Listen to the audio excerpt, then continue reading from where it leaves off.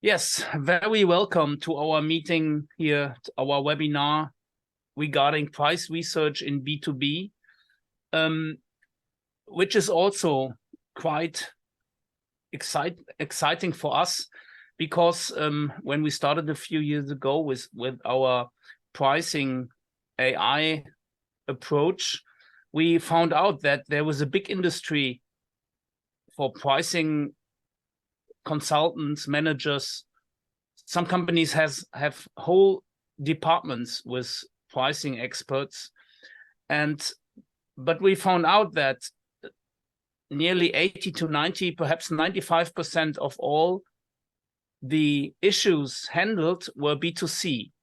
So and we discussed a lot, interviewed a lot of pricing managers, and we asked them, why is it so? Yeah, and they answered. Most of them answered that it's quite simple. That they say that it's much more expensive to handle B2B pricing projects when you want to ask when you find out insights in these areas, and so it's much easier to handle the B2C market. And what we did then is we have a very special approach, which gave us the chance to make surveys inside the B2B industry without high costs and without complexity, using online and very cool automated functions we developed in our software tool. So I think, Frank, it was 2 years ago when you made this first amazing study with a from the kitchen producer, with the kitchen producer market, super complex. Everybody said this is not possible to predict prices and to make models to find out the optimal price from customer's view and from profit view, but it worked with the technology of implicit intelligence, and from this day on we made more projects in this. We made projects with telecommunication services, B2B services. We made projects with software, B2B SaaS models, which was more easier than the old industry, because they were very open for digital and online approaches. And what we have now today is a system and a methodology which democratizes the pricing for this area and makes it possible for everybody, and even small companies who do not have this big budgets for pricing consultants. And and Frank will show you exactly what we did in the last years. Yeah, so I will try. Thanks for the introduction, Wolfgang, who will take care of you and host the session. And yeah, let me dive into the topic, pricing research in B2B. So before that, some may ask yourself, who are you? Who's SupraTool? So SupraTool is a price testing platform which uses neuroscience and AI to get insights you formerly needed conjoined for, but it does it actually better, faster, and more easily than that. But let's look into the topic of B2B pricing. And historically, basically, how do you set prices? You look at costs, you do some cost plus, or maybe you look at the competitive price, and that's it. And why do you do it? Because that's what you know, right? That's the data you have. The data you don't have, but would actually would be much more relevant is to know what is the willingness to pay. How many customers would be willing to buy at a certain price? Yeah, and of course, still the costs are relevant, because at the end of the day, if you have a low margin product, you need to sell more to get profitable. And if you have a high margin product, it's eventually you would opt for a lower, basically you need less sales, so you can opt for a higher end price. You will see that in a minute, but basically, the willingness to pay, that's really tricky in B2B for many reasons. And I would like, before we go in all those methods, how to basically best measure it, let us look at when is it really possible to measure the willingness to pay for customers. And let's go into those different criteria. First off, in B2B, yeah, sometimes people say, hey, pricing is negotiated. Yeah, we don't have prices, we negotiate prices. But basically, you really need to ask yourself, do we have a price list? And later, of course, we do some negotiation, but basically the price list is the anchor of everything. If this is the case, so if you have a standard product with a price list, then it's probably for you to know how to set up this price list. The next question on next objection is oftentimes there are not many customers or prospects we can reach out to interview them, right? Not many is of course relative. With the technology we will show you today, you just need 50 need to interview, which is still a lot. So in terms of, for some products, you still cannot ask 50, but for the majority of businesses and industries and products, that's the case. And 50 is comparably low. If you want to do a conjoint, you need much more. So the next objection would be, hey, we not B2C, we have complex buying centers. Same thing here. Of course, there are big investment products like, I don't know, a power plant or something like that, which is where you have lots of different decision makers. And then would be not enough to just ask one person in the company. Then you actually need to ask all those different buying people in the buying center. Probably still possible, but more complicated. But even what we see, even in B2B, most products have one key decision maker or key influencer, which is basically making the proposition. So that's the next checkpoint you need to ask yourself when evaluating. And last thing is, do customers decide on price value? Yeah, or do they decide on the total cost of ownership? Yeah, that's sometimes the case when you have very expensive products, like, I don't know, machinery for producing ships or so.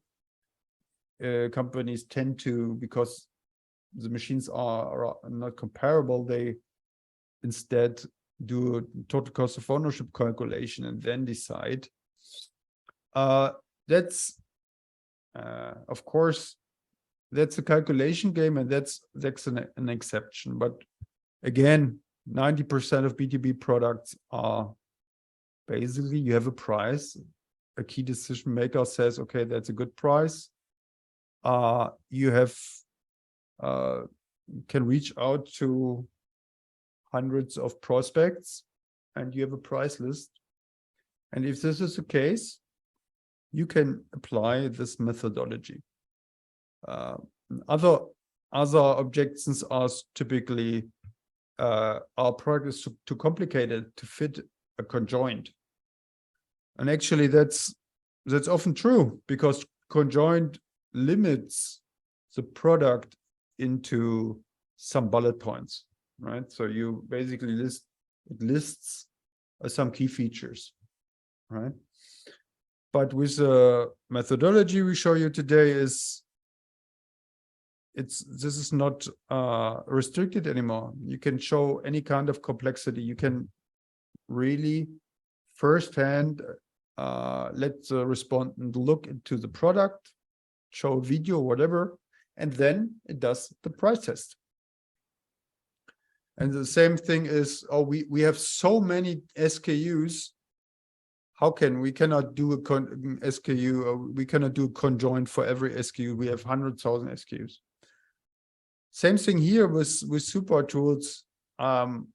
It's so easy. You can do it for hundreds or thousands, and that's also costs a fraction of what you in the past invested for conjoint or alike. So these are no breaking points anymore. So this being said, there is now a new methodology out there for B2B pricing, which is relevant for probably 80% of B2B products. And I'm happy to show you some cases today. Before I do that, let me quickly introduce you to the background of the methodology. And to understand the background, you may want to know what's actually the problem in market research of willingness to pay. And the problem is it's expert-owned. So if you want to run a conjoint, it's not so easy. It takes a lot of experiences. Even in market research institutes, typically just one person is really knowledgeable to do that. Because of that, it's slow. It's expensive, and what studies show, and I will show you a study later, the validity is oftentimes questionable. Maybe also related to the fact that you really need to set it up right to get the right results. Cool. So how to do it then different? And there are of course other methods like Van Westendorp, Garber-Granger, or conjoint. And if you want to group them in a matrix, Garber-Granger is an easy and inexpensive tool, but it's just explicitly asking for the willingness to buy at a certain price, which is obviously guided by rational and by so there are lots of biases in there. So it's regarded as lower reliability. Conjoint is regarded as higher reliability, but again, it's complicated to set it up. Same thing with Van Westendorp. You could say, hey, it's easy to conduct, right? It is basically asking openly for the acceptance of which price point is acceptable.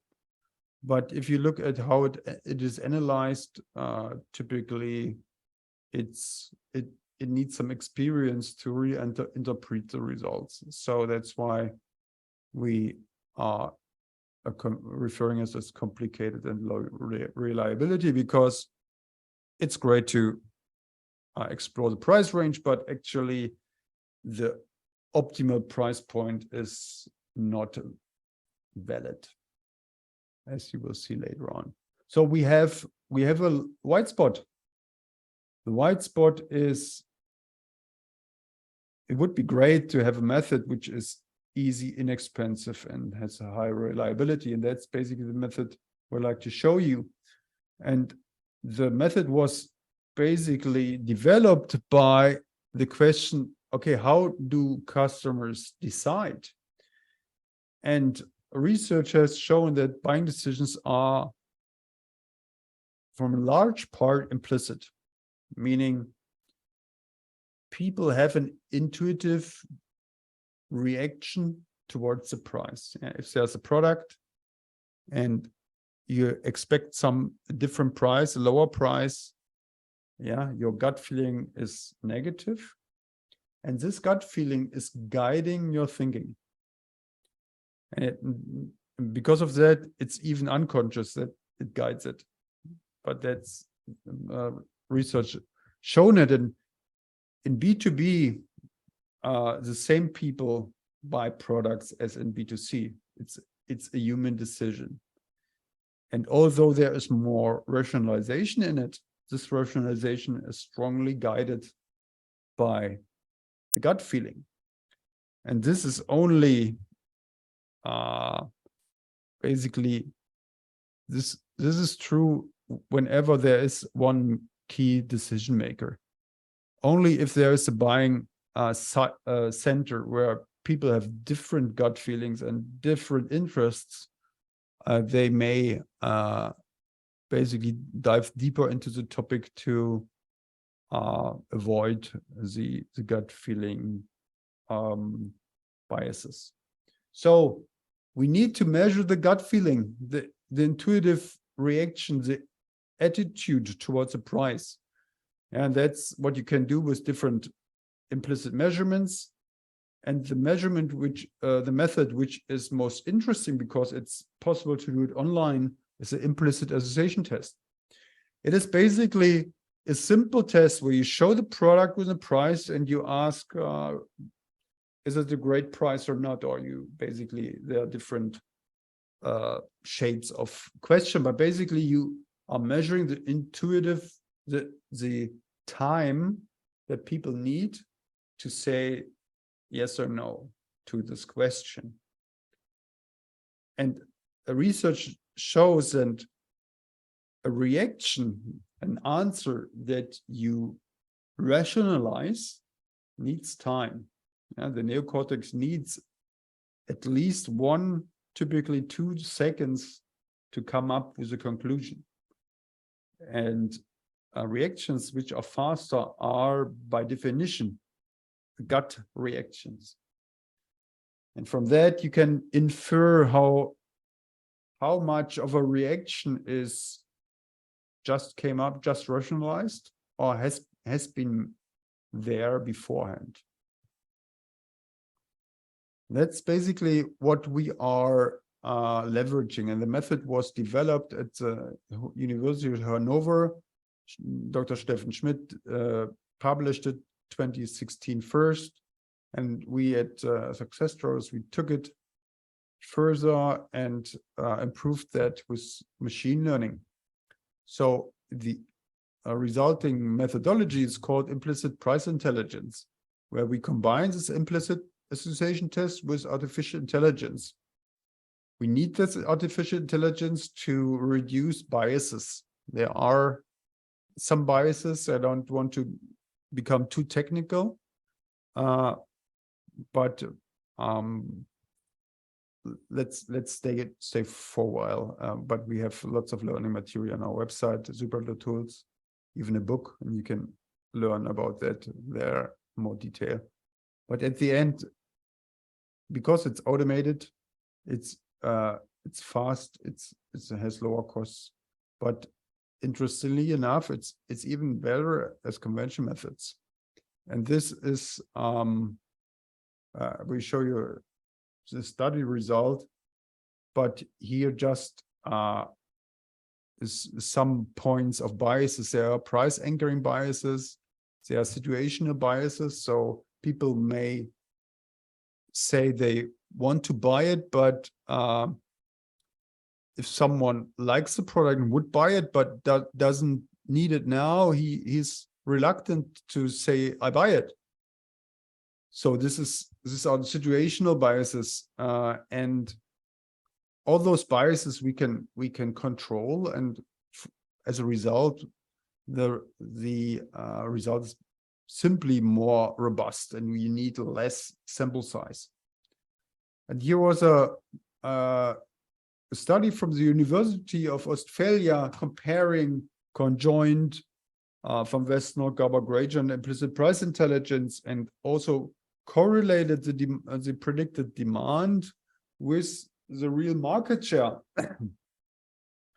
And the correlation is superior by implicit price intelligence, was best able to predict real market performance. And the study concluded that each of those methods have their role. They are all useful, but for different tasks. Conjoint for product optimization, for Westnor for exploring the price range, Garber-Granger for quick quick assessment, which is also easy to do and to understand. And implicit price intelligence, actually, if you really want to make sure to hit the best price point. So let's dive into some case studies. We have here a case study from the telecom industry. Yeah, so there was a usage-based pricing model, key influencer, or full stack developer, and you need the price per country. So we did a test per market, yeah, and tested the price per unit, and reached out to a panel, interviewing 100 full stack developer. They are available in B2B panels. And that's basically here the outcome. The orange line is a demand function, and the green line is a profit function. This was the original price. Yeah, you see that it's basically on a flat curve. Increasing pricing does not very much reduce the sales. So the optimal price point is actually 25% higher. Yeah.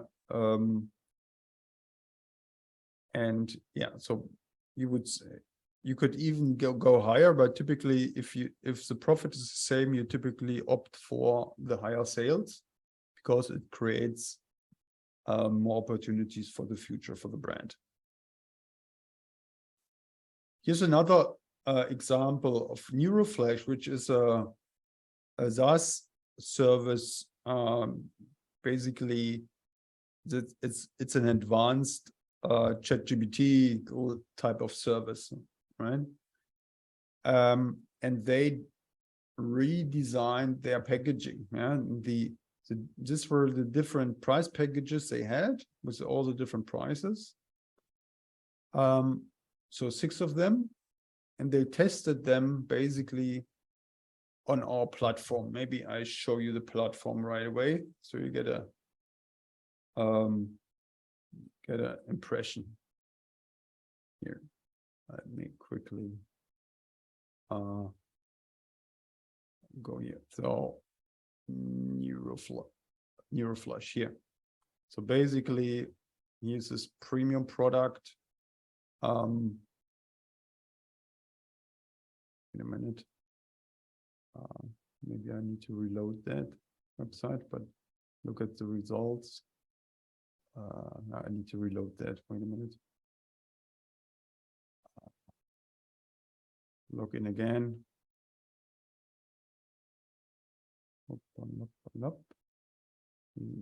No, here. Basically, you put in the name of the product and the product description, and you upload a picture. Yeah, we uploaded simply the logo of it. And then you define a middle price point, a price what you would expect, and the difference or basically of the price points. And it comes up with those 7 price points, and those 7 price points then are tested. Or you make it 10, and you test these different price points. Okay. Let's take a look at the results. So we got this 6 products here.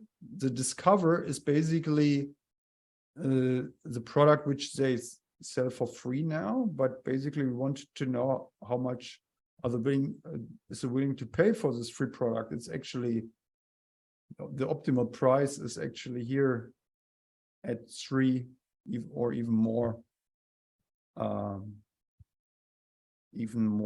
Yeah, so the basic product, yeah, there's a typical decline in the demand, the higher the price, which is typical, right? But there's a profit optimum at 29 euro because there are costs involved, right? So they need to pay ChatGPT services. So that's why there is an optimum. Yeah? So you can set basically the costs behind this button, and then basically this optimum evolves, and so forth. So and this picture can look very, very different. Yes, for instance, oftentimes you have nonlinearities, so that here the 99 is much more favorable than 199. Yeah, so 3 times more people want to buy nearly at 99 euro, but because of the higher margin, the 199 is not a bad option. Yeah? It's a little bit lower from profit side as from 99, right? So basically the task was now to use all those different results and find a new proposal, right? So that's again a kind of a consulting task you need to do yourself, or you ask you use us or another pricing consultant to get this started. So again, here the optimal price for this free was 3 to 5 euro. For basic was 29, basically the same price they have today. But the others, yeah, the S product, the optimal price is lower. Same for Power M, the optimal price is lower. For L, it's much lower for premium also. Yeah, actually optimal price is half. What happened after the study is that competition reduced the price. Yeah, so we couldn't do that the whole pricing again. But basically, it was basically used this information to be more open to choose the lower end of possibilities.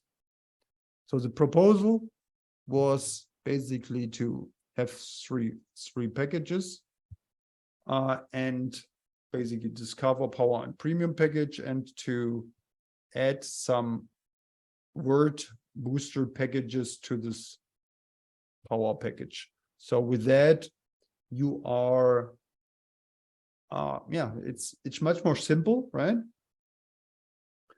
And the premium package is basically unlimited, and the Discover package is free, but there's a limit of free. So this was our proposal, and they introduced a similar version, not the same, because of certain implementational reasons. They will do it stepwise. But just wanted to show you the whole process of such a project. Here's something very different. Yeah, kitchen. So for kitchen, this you have we found there are 4 main kitchen types of this manufacturer, 5 service types, 7 languages, markets, and 400 dealers. Right, so that's not a lot of people to reach out to, but basically the idea is, first, of course, a kitchen is sold to end, P2C, but you cannot survey kitchen buyers because you buy a kitchen every 20 years.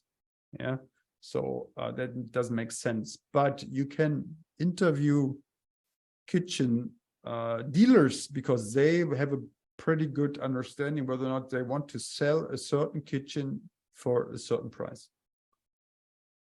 And that's what they done, right? So I reached out to those dealers, and we found among those 12 key combinations of kitchens, right? Which basically are 12 products to test. We interviewed 180 people, and 90 respondents, right? So 90, because one respondent can judge on actually 3 different kitchens. Based on that, we can retrieve a price demand curve per kitchen type, per surface, and per region. And this is an example from another subset of this study where we looked at the worktop, different worktops. They are sold also extra to a kitchen, the worktop. There are different materials and different thicknesses, right? And the original price was 1,700. It turned out that reducing the price very much would highly increase the profit. That was astonishing. Right, maybe last example, we tested the price demand function for our own product, for Superdo tools, where you can go in and in a self-service set up a study as I showed you. Yeah, you can set basically product description. You upload a picture, define the price range, and you upload your email list if you don't want to reach out to panel. And then a few days later, you get the results. And we found that 600 euros is the optimal price point for us. So that's our pricing table. Yeah, so the self-service price is 600 euro per price test, per product price test. There's a free version where you basically can use our expert judgment tool to already include your own expert judgment into it and get a feeling where the best price is. And of course, you can use us as a full service agency where we basically take everything, organize it for you, set it up for you in a call, and help you interpreting the results and recommending next steps, which is 3,000 euros. So in a nutshell, combining implicit research with AI calibration enables you to easy and fast set up and execute at very low costs, right? It has leading validity and full service needed. Before we come to the Q&A, there is a special offer for all registrants of this webinar. Yeah, so if you, that's a typo, if you come up to July 9 and want to test Superdo tools, we will conduct it in full service, full managed, not for 3,000 but for 600. Frank, there was June 9, so this offer is only for people who can travel into the past. I just said it's a typo, July 9. No, I was just kidding. I was imagine if someone of our people here watching us, if they are able to travel back, but yeah, maybe they get another Webbit when they can. Yeah, so again, if you want to use this this possibility, shoot me an email, Frank and Super Tools. And now we are ready for your questions, if there are any. Yes, someone is asking here, what about the sample size of the survey? How many people are interviewed? Right. So for B2C, we do 100, just because the more the better, right? But actually, if you need to really be cautious, cost-wise as well as availability-wise, we have very good experiences with 50. So in B2B, we typically do 50 interviews. Okay, another question. How do you ensure the survey respondents represent the product's target market? So for B2B, there are two ways to acquire the response. One is by an email list you provide. You can simply upload that on Super Tools. So the selection is on you. Same thing is the other possibility is to reach out to a B2B panel. It depends on the domain whether or not this is possible. But there you can also enter screener questions, which make sure that you hit the right persona, right? So we can define screener questions like, are you the decision maker for product X, right? Or whatever the screening question is. Okay, then here another question. Someone is asking if is it possible, this is an agency which is making questionnaires by themselves, and they ask if they can use our tool into their or integrate our tool into their questionnaires. Yeah, that's possible.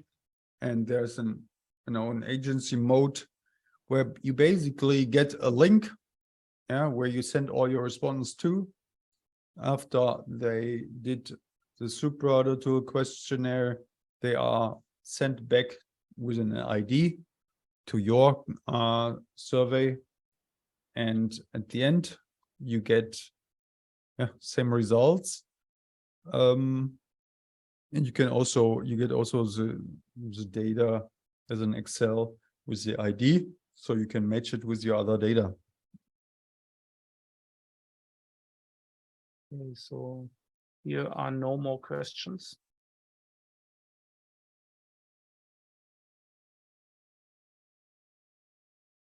No more questions. Wonderful. So it's time is already up. Great questions, by the way. Thank you very much for your engagement. Hope this was useful. Again, if you have more questions, reach out to Wolfgang or to myself. Stefan is asking if we send a playback for the video of the video. Yeah, we will send a recording to everyone. Okay, yeah, this was it. Wonderful. Great. So enjoy your day. Happy weekend. Bye-bye. Bye-bye. See you tomorrow, Frank. Bye-bye.